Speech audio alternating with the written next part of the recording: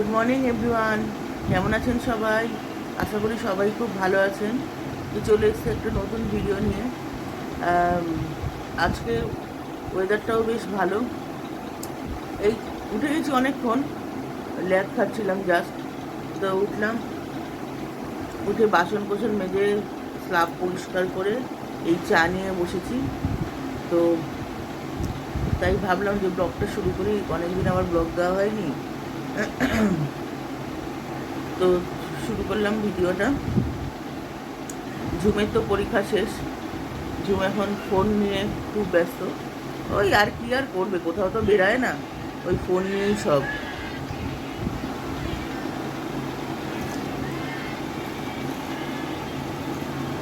তো চাটা খেয়ে নিই।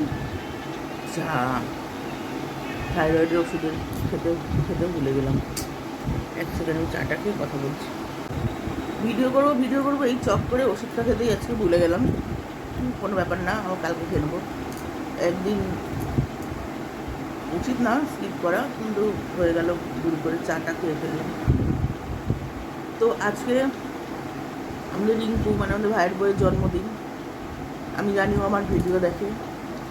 তো very very happy birthday dear. খুব ভালো থাকো, সুস্থ থাকো, সুখে শান্তিতে থাকো, এটাই মন থেকে কামনা করি। তুমি খুব ভালো মেয়ে, তোমার মধ্যে পজিটিভিটি খুব বেশি, আর আমি চাই তুমি এরকমই থাকো সারা জীবন। মন থেকে তোমার জন্য প্রার্থনা করছি, তুমি খুব ভালো থাকো। আর তো কথা বলতে বলতে থেমে গেলাম। তো আজকে শুক্রবার, ওর তো অফিস আছে, অফিস চলে গেছে, আনন্দ করতে পারবে না। তো কী আর বলবো, লাইফ তো লাইফের মতো চলবেই। আর গৃহিণীদের সব দিকেই সামলাতে হয়। যারা কাজ করে তারা বাইরেও সামলায়, ঘরও সামলায়। তো যাই হোক, আর কী করবি বল, এইভাবেই আজকে অফিস যেতে হলো তোকে। তো যাই হোক, সেটাই বলছি, খুব ভালো থাক। আর আর কিছু বললাম না। তো বাজার হাট চলে এসছে আবার। এবার রান্না বান্না পরপর, এবার টিফিন করবো, এবার পরপর সারাদিনের কাসরত চালু। তো সঙ্গে থাকুন আপনারা। তো এখানে টিফিন নিয়ে চলে এসছে, এই যে রুটি আর কতগুলো বরবটি ছিল, তো আলু বরবটি দিয়ে প্লেন তরকারি। এই যে এখানে ফোন, কানের হেডফোন দিয়ে বসে রয়েছে। তো ফোন পুরো দেখাতে পারলাম না, খালি গায়ে রয়েছে। আমার হাতেও ফোন ছিল। এবারে স্নান টান তো আমার হয়ে গেছে, এবারে খেতে দেবো। তো আজকে রান্না করেছি, কী করলাম, শুক্তো করেছি, আর আলু পটল সয়াবিন দিয়ে তরকারি করেছি, ডিম সেদ্ধ দিয়েছি, এই রান্না। আর রাত্রিবেলা বলেছে চানা মশলার রুটি খাবে, এই জন্য আজকে রান্নার বেশি ঝামেলা করে নিই, একবেলার মতো তো এই। আর মা যা খাবে মাকে করে দেবো। তো বন্ধুরা, এখানে জোয়ানটা ভেজে নিলাম। একটু একটু কী পড়েছে কালো মতো।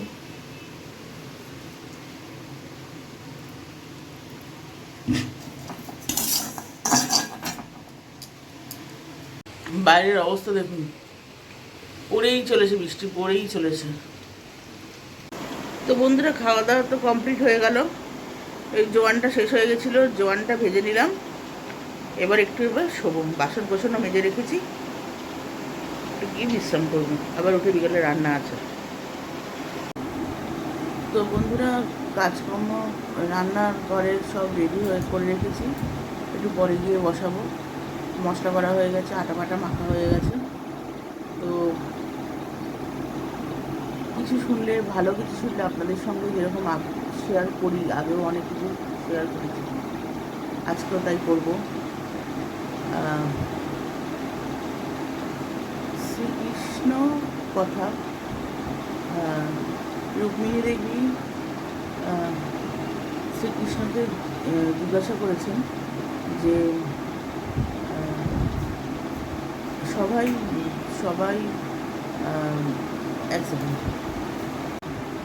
তো রুক্মিণী দেবী শ্রীকৃষ্ণকে জিজ্ঞাসা করেছিলেন যে সবাই রাধাকৃষ্ণ রাধাকৃষ্ণ কেন বলে, রুক্মিণীর নাম কেন, আমার নাম কেন আপনার সাথে নিয়ে কেউ কথা বলে না, মানে রুক্মিণী কৃষ্ণ কেন বলা হয় না, রাধাকৃষ্ণই সবাই কেন বলে, সবাই রাধার নামই কেন বলে। তো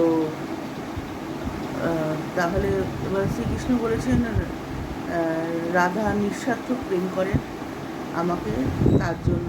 তো বলছে তাহলে কি আমার প্রেম পবিত্র নয়?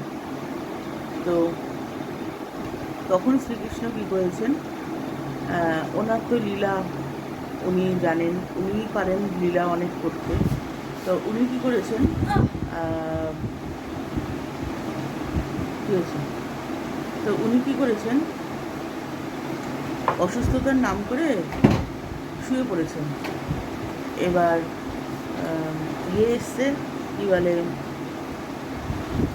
ওই তখনকার দিনে ওই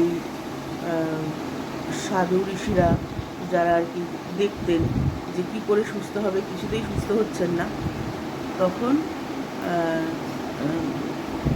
বলেছেন যে যে মহিলা নিজের পা ধোয়া জল শ্রীকৃষ্ণের মাথায় দিতে পারবে তাহলেই উনি সুস্থ হবেন। এবার এত দুঃসাহস কে করবে? কেউ করছে না, বলছে না আমরা কি নরকে যাব, আমাদের পা ধোয়া জল শ্রীকৃষ্ণের মাথায় দিয়ে কি আমরা নরকে যাব? তো কেউ রাজি হচ্ছে না। তারপরে রুক্মিণী দেবীকে বলেছেন, রুক্মিণী দেবীও রাজি হননি, উনিও পা ধোয়া জল দেননি। তো তখন রাধার কাছে সবাই গেছে। তো রাধা আর দ্বিতীয় কোনো কিছু চিন্তা না করে সোজা চলে এসে ওনার পা ধোয়া জল ওনার কপালে দেওয়ার সঙ্গে সঙ্গে উনি সুস্থ হয়ে গেছেন। তখনই ডিফারেন্সটা উনি শ্রীকৃষ্ণ রুক্মিণী দেবীকে বলেছেন যে দেখো, সবাই চিন্তা করলে যে আমাকে সুস্থ করার না চিন্তা করে সবাই চিন্তা করলে যে আমাকে নরকে যেতে হবে, আমি কেন পা ধোয়া জল তোমাদের দেবো। কিন্তু রাধা কিন্তু একবারের জন্য চিন্তা করেনি যে আমাকেও নরকে যেতে হবে, আমি কেন ওকে এইটা করব। তো সেই জন্যই রাধার নামটা বারবার বলা হয়, রুক্মিণীর নাম বলা হয় না শ্রীকৃষ্ণের সাথে। তো এটা আজকে শুনলাম, এটা ভালো লাগলো বলে আপনাদের সঙ্গে শেয়ার করলাম। আর একটু পরে গিয়ে আবার রান্নাটা বসাবো, কেমন লাগলো বলবেন।